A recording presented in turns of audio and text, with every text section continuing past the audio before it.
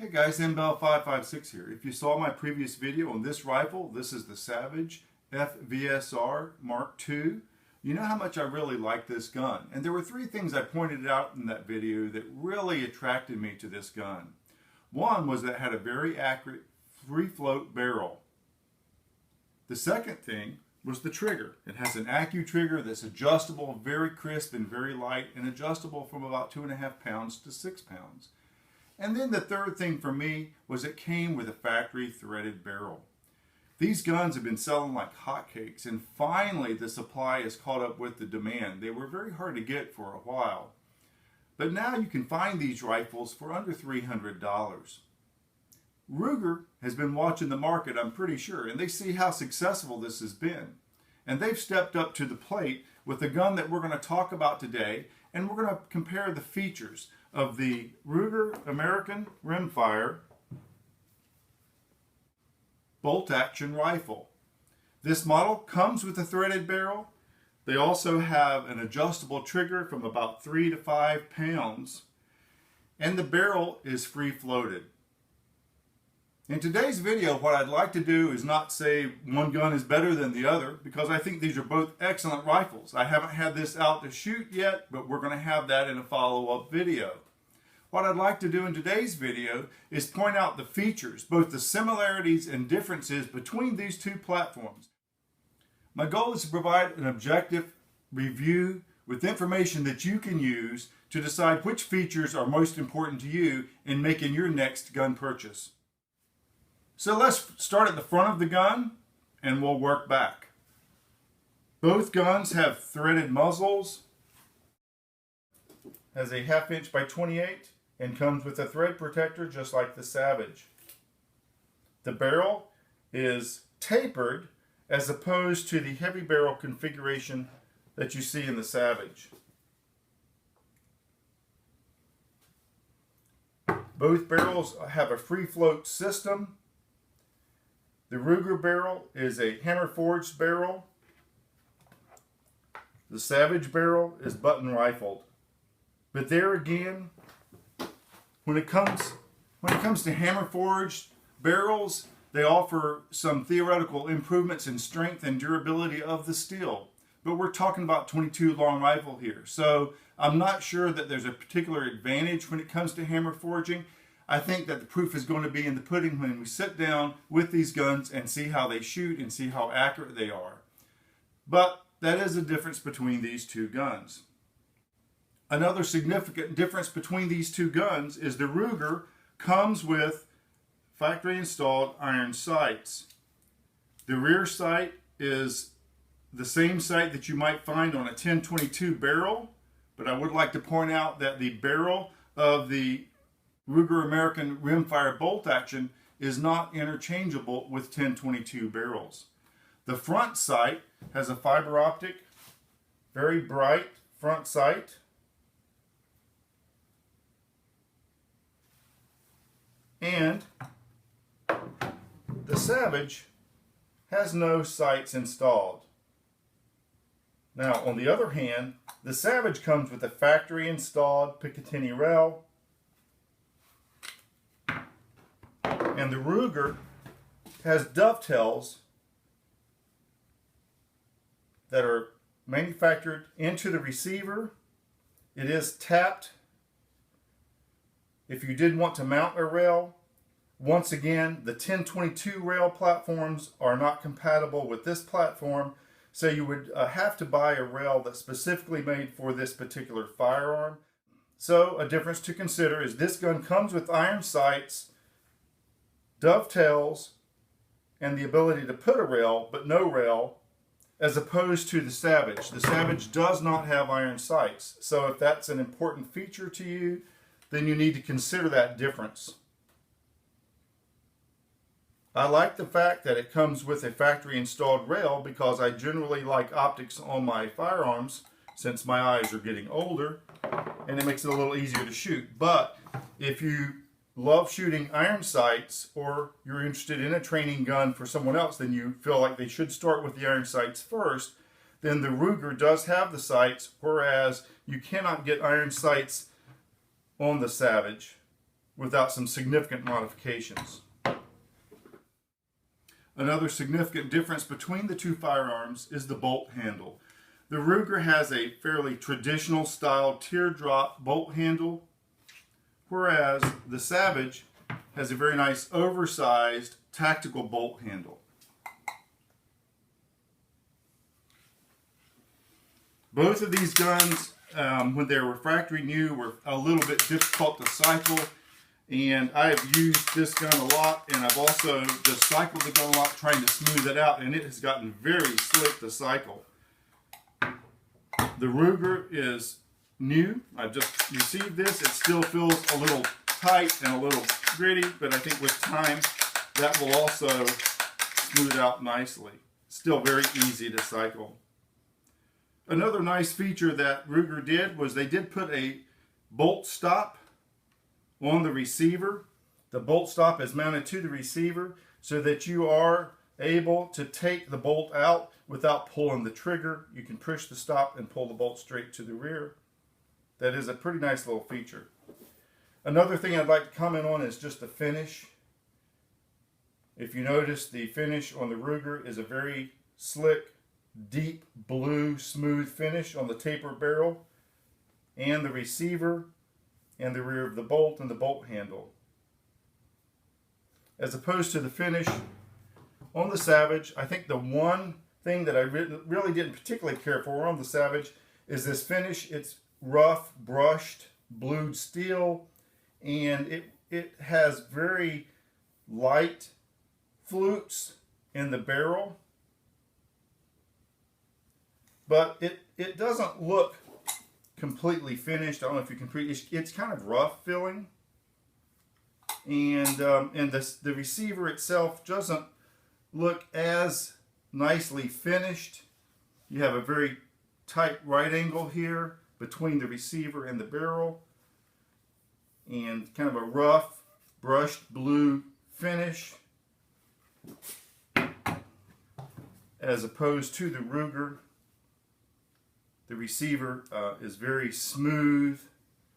There's even a little bevel between the receiver and the barrel. It just has a little bit more refined and finished look. There again, that's an aesthetic thing. It's certainly not a very functional thing, but something to keep in mind.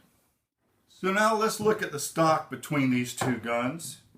One of the biggest complaints that I've read on the internet that people have with the Savage Mark II is the basic stock. It's very basic, it's very light, it's plastic. Some people have had to adjust the stock a little bit to make sure it's not hitting the barrel so that you do get the free float effect of the bedding of the barrel. It has a low cone, and we'll look at the stock on the Ruger. The stock on the Ruger is kind of neat because it has this rear adjustable cone and length of pull. By removing the sling stud, you can pull this to the rear. You can change this to the rear piece that has a higher comb height if you're going to put telescopic optics on the gun, or you can use the low comb if you're going to use the iron sights that come on the gun. You can also get these rear pieces that have a longer length of pull, so you can adjust the comb height and the length of pull. This gun has an 18-inch barrel, and the Savage has a 16.5-inch barrel in the model that I have. And then one last thing that I'd like to compare between these two is the magazine.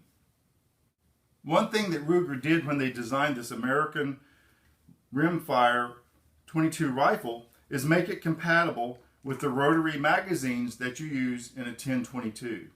So this has a rotary magazine, 10 rounds, that fits flush, as opposed to the Savage magazines. The 10-round magazine doesn't fit flush. It is pressed metal, and you're limited to either 5 or 10 rounds in the magazine.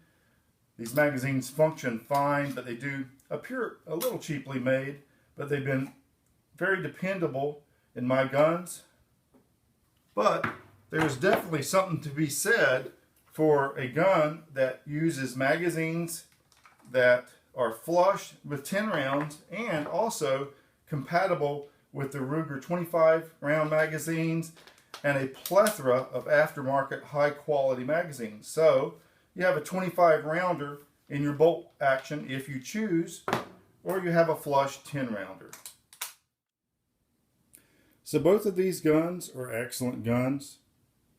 They can both be found for right around $300, and now the Savage is even hitting the market on the street for significantly less than $300.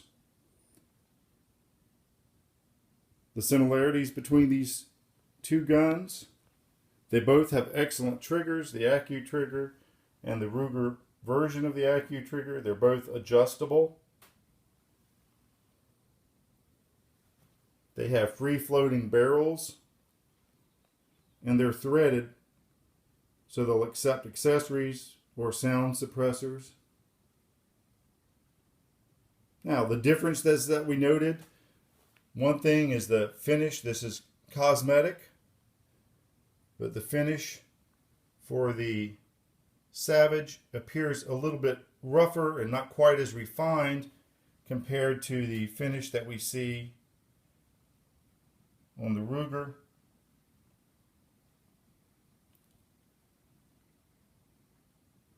You have a barrel on the Ruger that's hammer forged, and the barrel of the Savage, which is button rifled. There again, we're going to take these guns out in the field and we'll really see how they shoot, and I think that'll be the determining factor on which we think really is a better choice or which has the advantage. You have a heavy barrel with light flutes as opposed to the tapered barrel of the Ruger. The magazines are a big difference. You have 5 and 10 round metal magazines for the Savage, and you have the 10-22 magazines, including the high capacity and aftermarket magazines for the Ruger bolt action. The bolt handles are significantly different. I really like this tactical bolt handle on the Savage. It's very easy to manipulate. The Ruger has a more traditional teardrop shaped bolt handle. The Ruger comes with iron sights, the rear sight, and a very nice fiber optic front sight. The Savage has no sights, but it does come with a factory mounted, very nice quality Picatinny rail, whereas the Ruger has the dovetails cut in the receiver here and in the front. It's also tapped. But if you want a rail, you're going to have to pay for an extra piece of equipment to put on this gun. Another difference between the two is the stock.